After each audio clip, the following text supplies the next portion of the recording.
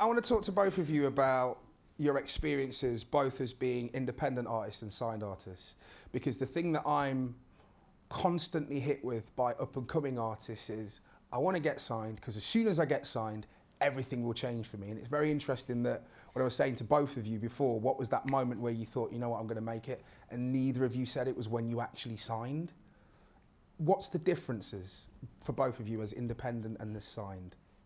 Angel, you first. I think, well, for me, I think like wanting to be signed is like, you know, you want to be signed because, you know, it's, I don't know, it's just something where, you know, when you sign to a major label, they give you that extra push and everything else, and they'll make sure that they grease the right palms for you to get in the right places and stuff. But I think like generally, I think that if you are not on the grind and you're not putting that work in, and I think like, for me, the label has to see that you've got something. We can't just sign you and then we get to work. You get to work and show us what you can do and what we can do for each other, and then I think that we get it cracking. But I don't think, most people think, okay, let me get signed and then, you know, then I'm on top of the world and stuff. I got signed after how many years, and when I got signed, I still had to like do mixtapes, do a load of stuff to kind of build up some awareness and make a buzz for myself and kind of get my name out there and build up a profile. So I think it's more of working hard before you even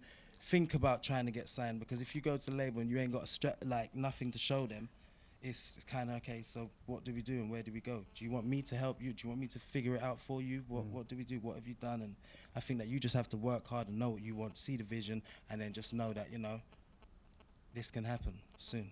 And for you, Wretch, obviously the majority of your early material was essentially put out by yourself independently. Is there a difference between how you're approaching the work as a signed artist and as before as an independent artist? No, I'm still approaching the records the same. I just want to make the best song I can make on the day that reflects whatever mood I'm in. But in terms of being signed, it's like, what I've realized is the label knows how to take you from 20 to 100.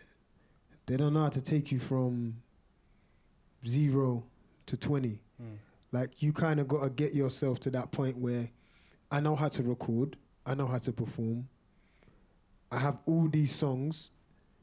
All I need from you is maybe to get the song that I've already had in the right place.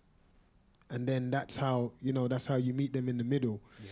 If you go to the label at 0, it might be like, they might be like to you, okay, we have this song for you to sing, we have that jacket for you to wear, we want you to perform like this with that band, and then who are you? Here's a salary. Yeah, and here's a salary. And then it comes a question of like, who are you? Do you know who you are anymore? Do you know what I mean?